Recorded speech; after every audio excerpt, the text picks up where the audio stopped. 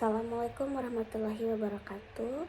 Perkenalkan, nama saya Lavina Danahira dan NPM 23 1145. Pada kesempatan kali ini saya akan mempresentasikan hasil analisis artikel ilmiah karyanya Zulfaldi yang membahas pengaruh nilai-nilai budaya terhadap budaya hukum masyarakat Batak Toba terkait batas usia kawin. Analisis ini dilakukan menggunakan perspektif antropologi hukum untuk memahami hubungan antara budaya dan kepatuhan masyarakat terhadap hukum.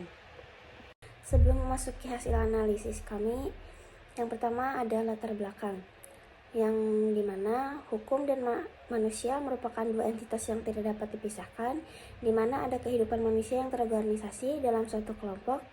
Di sana selalu ditemukan seperangkat aturan yang mengatur perilaku anggotanya, baik aturan yang tertulis maupun tidak tertulis, baik yang ditetapkan oleh negara maupun yang tumbuh secara organik dari tradisi dan kebiasaan masyarakat itu sendiri.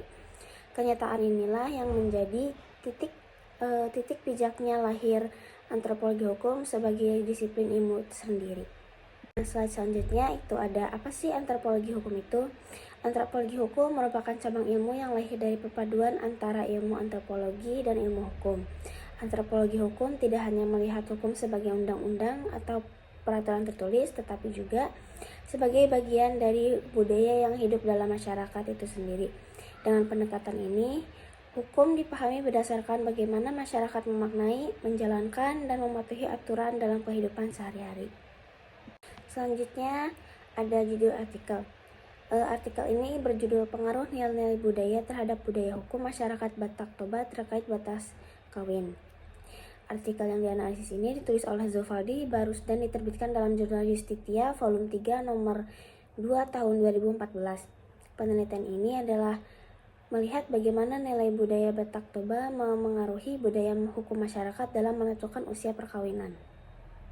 Slide selanjutnya adalah posisi artikel dalam antropologi hukum. Yang pertama, hukum sebagai gejala budaya. Yang kedua, kepatuhan dipengaruhi budaya. Yang ketiga, hukum tidak hanya berasal dari negara. Dan yang terakhir, living law lebih mempengaruhi daripada hukum formal. Artikel ini menggunakan pendekatan yang melihat hukum sebagai gejala budaya. Penulis menunjukkan bahwa kepatuhan masyarakat Batak dan Toba terhadap aturan batas usia kawin itu sendiri tidak semata-mata hanya karena memahami undang-undang, melainkan karena nilai budaya mereka sangat mendukung perkawinan pada usia yang lebih muda. Temuan ini mendukung konsep living law atau hukum yang lebih dalam masyarakat. Selanjutnya, artikel ini menggunakan teori Lawrence M. Friedman, yang dimana ada sistem hukum. Yang pertama itu struktur hukum, substansi hukum, dan budaya hukum. Lalu ada juga budaya hukum yang meliputi dalam artikel ini, yaitu adalah nilai, sikap, kepercayaan, dan yang terakhir harapan masyarakat terhadap hukum. Artikel ini menggunakan teori Lawrence M.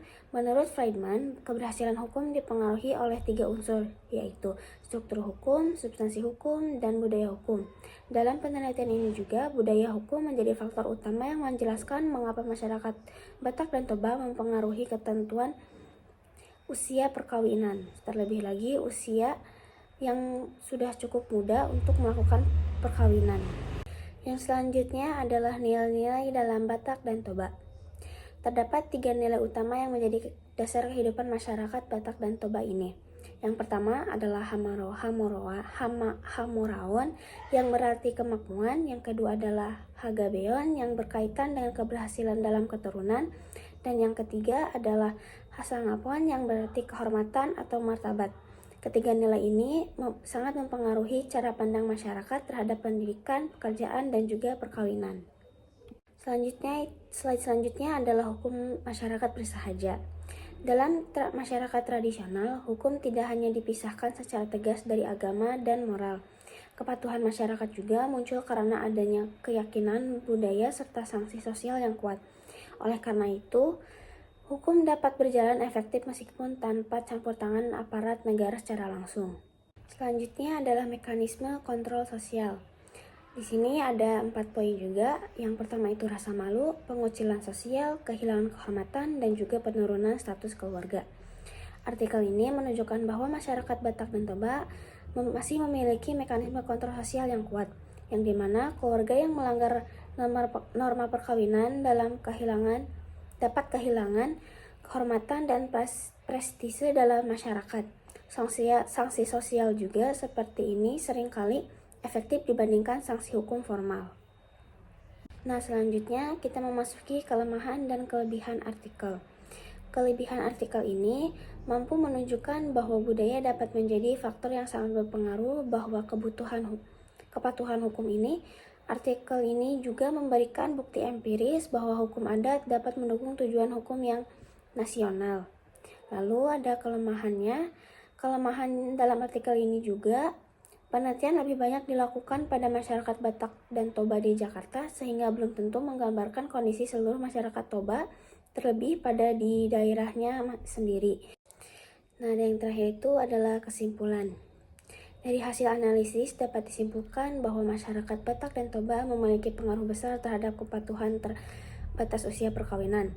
Kepatuhan tersebut lebih banyak dipengaruhi oleh nilai budaya dibandingkan kesadaran hukum formal.